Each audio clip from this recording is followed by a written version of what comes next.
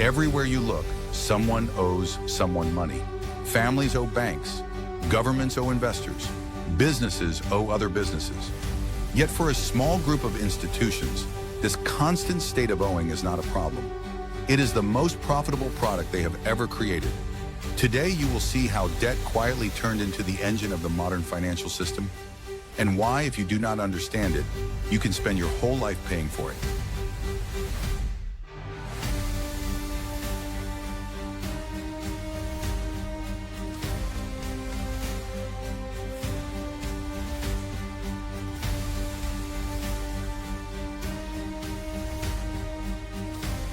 On the surface, debt looks simple. You borrow money today, and you promise to pay it back tomorrow, plus a little extra. That little extra is interest. For the borrower, interest is the cost of time. For the lender, interest is a stream of income. When millions of people take loans at the same time, mortgages, car loans, student loans, credit cards, that stream of income becomes a river. And for banks and investors, that river of future payments is an asset, something that can be measured, sold, and used to make even more money.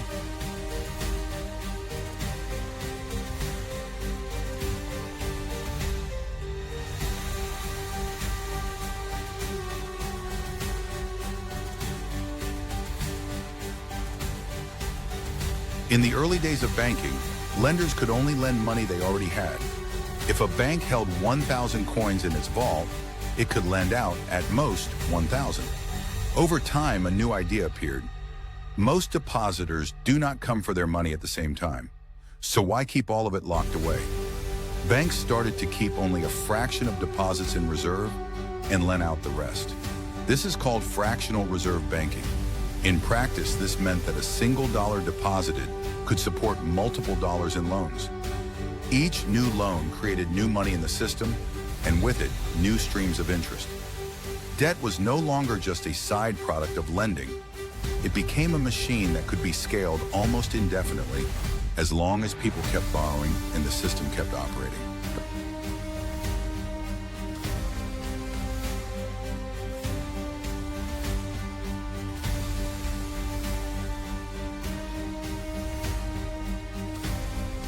Once this machine existed, the next step was obvious. Attach it to every major moment of a person's life. Want to buy a home? Here is a mortgage. Need a car to get to work? Here is an auto loan. Want an education?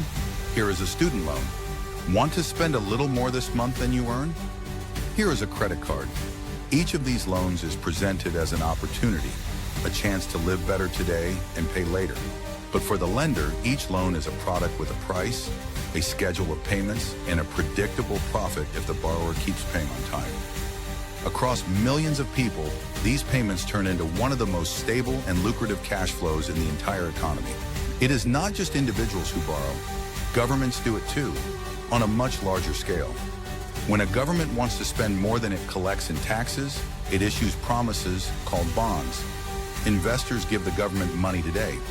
In return, the government promises to pay interest every year and return the full amount in the future.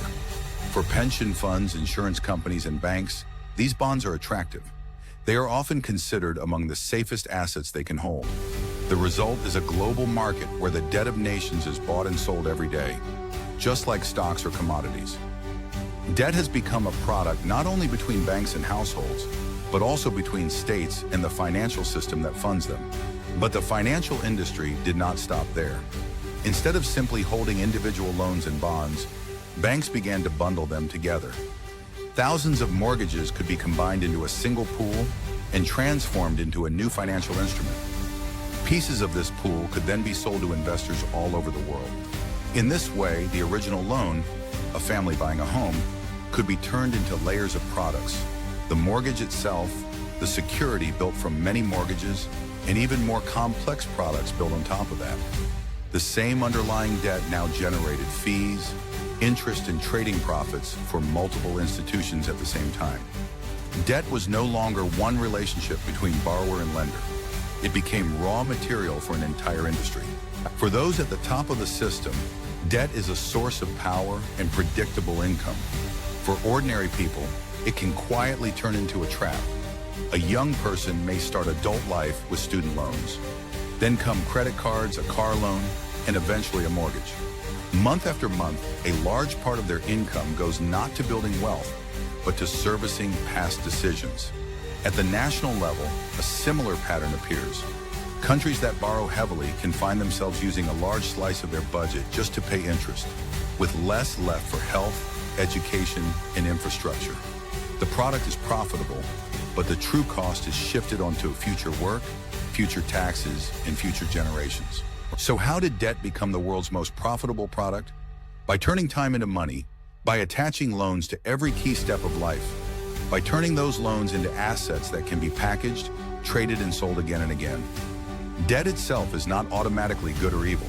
Used carefully, it can help build businesses, buy assets, and create value. Used carelessly, it becomes a silent tax on your future. If you want to escape the worst parts of this system, start with 3 simple rules. Borrow only for things that can grow your income, avoid high-interest consumer debt when you can, and always know exactly how much your loans will cost you over time. If you want a second episode about how people and countries successfully escape the debt trap, make sure to like this video, subscribe, and tell in the comments what part of the story surprised you the most.